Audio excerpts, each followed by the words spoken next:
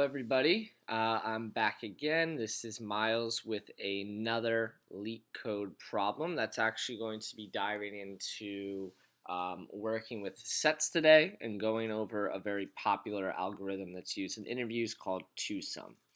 You've probably seen this before. I think this one is actually pretty well known as like a popular choice.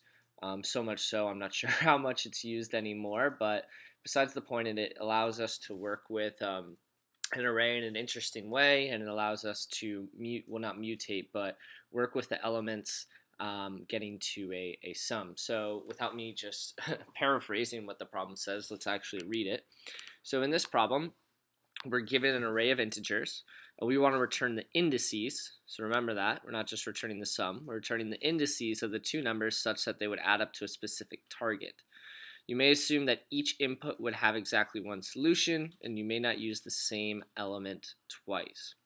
So at first glance, there's a couple strategies you might think about going at it. Of course, we could always do the quadratic one, which is the obvious brute force, where we have nums of I and nums of j, and then you compare it on each one, but that would take, obviously, a quadratic time complexity.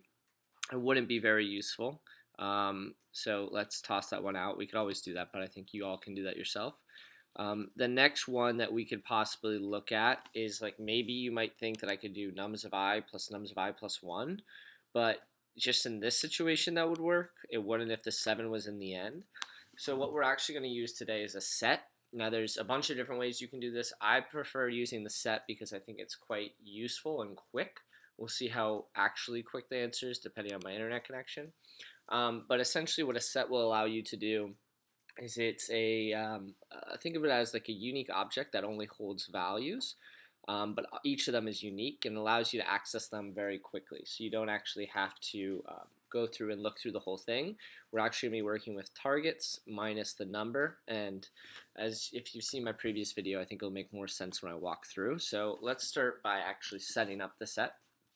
So we're going to say let results equal new set. Okay, that's how you set it up.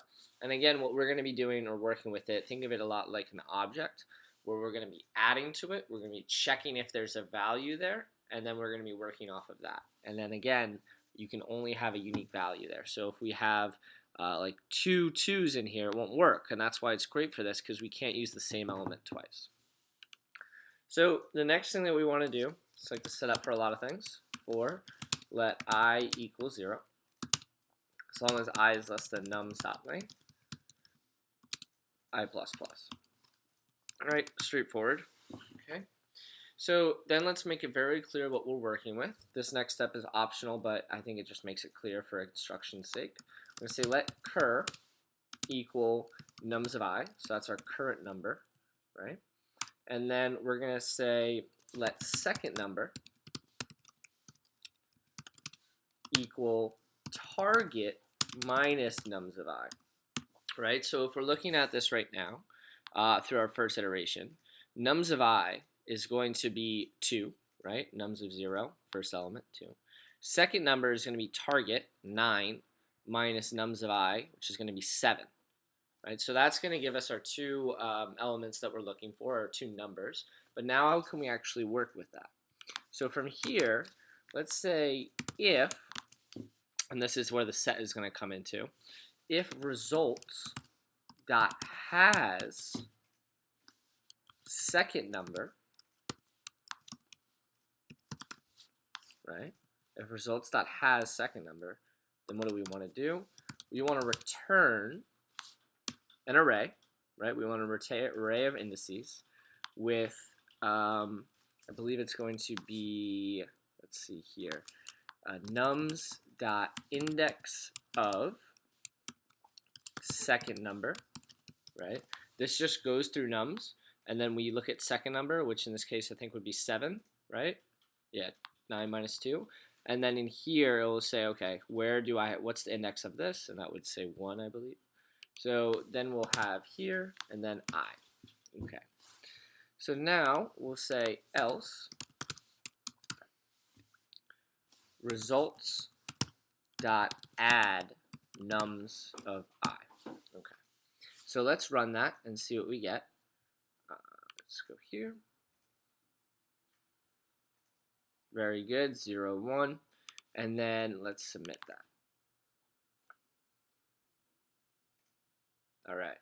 So it looks like it's not the fastest. I think we could actually optimize this a bit more. So let's go through here. And again, with LeetCode, you change it by a millisecond and it's much different.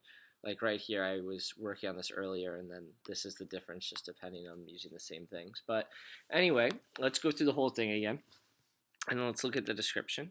So for results, this is our new set that we were just talking about, and you can see it has these properties of add and has. So I really like the sets because it allows you to almost do like a dot includes, how that would work on an array, but you're not doing it quadratically. I'm not checking inside of a loop. I'm actually just checking it with that one number. So I have my current number, which we can actually just change here. So what if we removed let cur, and let's just do nums of I. So we'll do let second number equals target minus nums of I, and then yeah, perfect. I don't think we were even using it. Anyway, so then we have the second number. So right here on our first run through, we have 9 minus 2, which equals 7. So if the results has 7, then I want to return the index of 7 and I. Obviously it doesn't, so we add that into the results set. So now when we go back around again, we have results in there. Now we're at nums of I, which is nums of 1. So this is going to be the second number. Is going to be 9 minus 7, which is going to be 2. So if results has the second number, if it has 2, which it does, then I want to return the index of this one, of the second number, which is 2. So that would be 0. And then I, which is 1. And then so on. So if I went through the whole thing here, we could actually add in like a return false, but I don't think for this prompt you need one. But this essentially allows you to add that all together. And then if I press submit again, I wonder if we go down on space. Yeah, so we went up a little bit by removing the current. So that's TwoSum. That's TwoSum done as a set. Again, as I mentioned at the start here, you could do it multiple ways, brute force, which I probably wouldn't recommend, but I think you can also do it as a hash map, as an object, all sorts of different ways. I just wanted to show you one way that I really like a lot that has a good explanation behind it and allows you to use sets, which a lot of people don't use leading up to this problem. But that's it. If there's any questions, always feel free to leave a comment, shoot me over an email. I think that's on my channel. And then I look forward to talking with you guys again next week for our next video. Thanks again.